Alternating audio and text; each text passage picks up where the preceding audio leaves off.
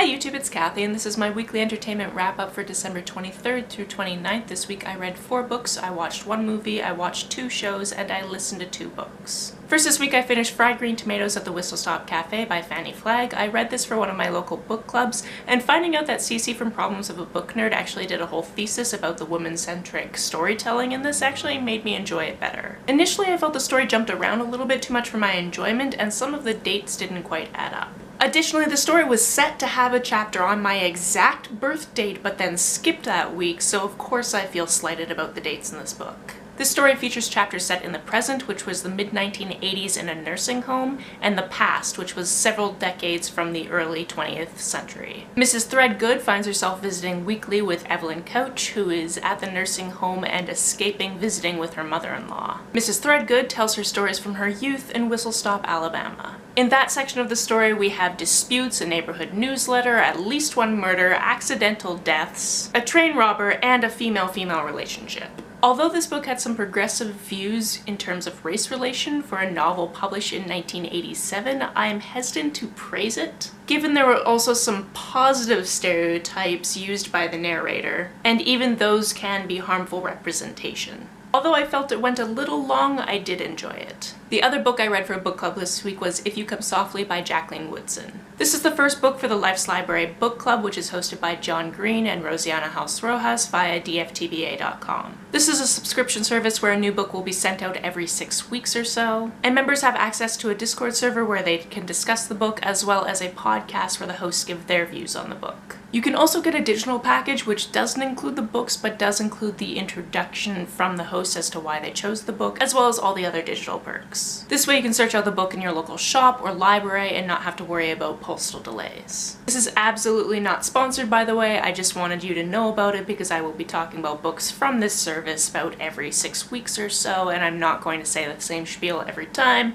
Just wanted to say it's out there if you're interested. This is a very short novel told in dual perspectives between Ellie, an upper-class Jewish girl, and Jeremiah, the African-American son of 2 famous parents. They meet when they both transfer to the same school, and through very slim chapters we get a deep dive into their family lives and their instant attraction. This was published 20 years ago and still has relevant commentary on interracial dating and relationships, and was Woodson's attempt at a Romeo and Juliet retelling. I enjoyed how much time we spent getting to know these characters in the context of their families before this relationship had a chance to bloom.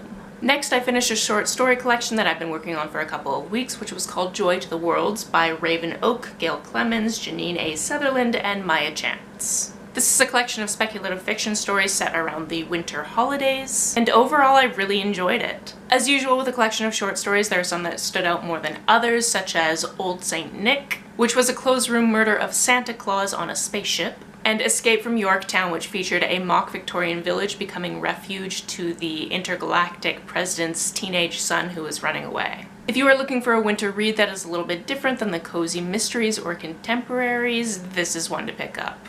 Next I read To Be Honest by Maggie Ann Martin all in one sitting, and I had some feelings, which made the author have some feelings. This book is about Savannah, a fat, brainy teen whose older sister is going off to college, which sucks because she doesn't know how to survive living with their mother without her sister's support and mediation. Their parents divorced a couple years back when he was caught cheating, and her mom went on a reality weight loss show that had her losing an extreme amount of weight in 2 months. Now Savannah has to live with her mother constantly monitoring her food, especially since the show wants to come to their house to film a catch-up segment, on top of trying to have a stellar year at high school and managing her crush on her best friend's cousin. I tore through this book. It felt like the perfect length because even though there was a lot going on in Savvy's life, if any of those subplots were taken out, it would have felt too short. High school is a busy time for overachievers and does not slow down for familial drama. This was an excellent portrayal of a situation where mama does not know best just because she's the parent. And a reminder that support can come from many different avenues in your life, even if the ones that should be automatic initially fail. In between editing clips from drunk reading Christmas erotica for the holidays, I rewatched Dumplin because that movie is amazing, and if you haven't seen it already, you should. Speaking of people who haven't seen Dumplin yet, my best friend and I watched a couple more episodes of Survivor China. Which brought us to The Merge. I think I've been spoiled by more recent seasons as to what is going to happen with those two immunity idols, but we'll find out. I also watched quite a few episodes of Steven Universe, finishing the 3rd season and watching some episodes from the 4th season. Not only is this show adorable, it deals with the emotions that well up when you are trying to fight these creatures to save the planet, but you don't want to hurt them.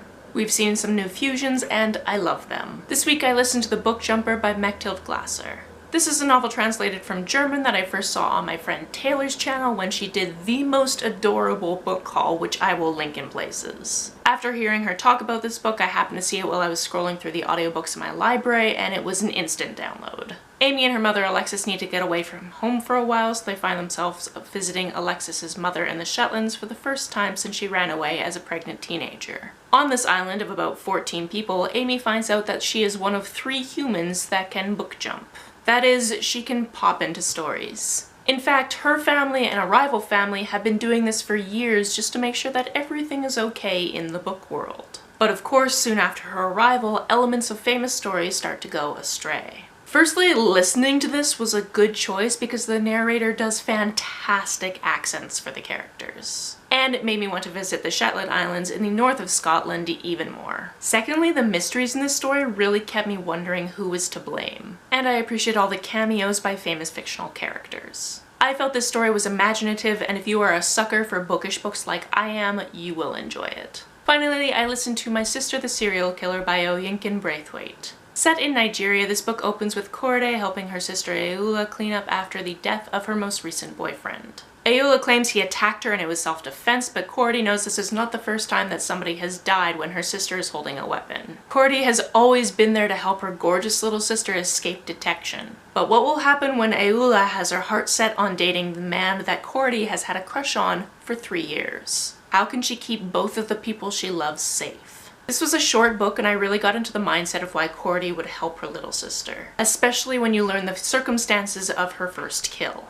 The anticipation of whether or not the characters would get caught really drove the story. Because the author built up a lot of sympathy for Korede, who is just trying to help her sister, and if her sister gets caught, she gets caught. If you are looking for something short to get your blood pumping, pick this one up. That's it for this week. If you've read, watched, or listened to any of these, let me know about it down in the comments below. On the way down to the comments, if you hit that subscribe button, that would be very nice of you. You can like and share this as you see fit, and I will see you very soon with my December wrap-up, as well as a video saying goodbye to 2018 and hello to 2019. Until then, bye!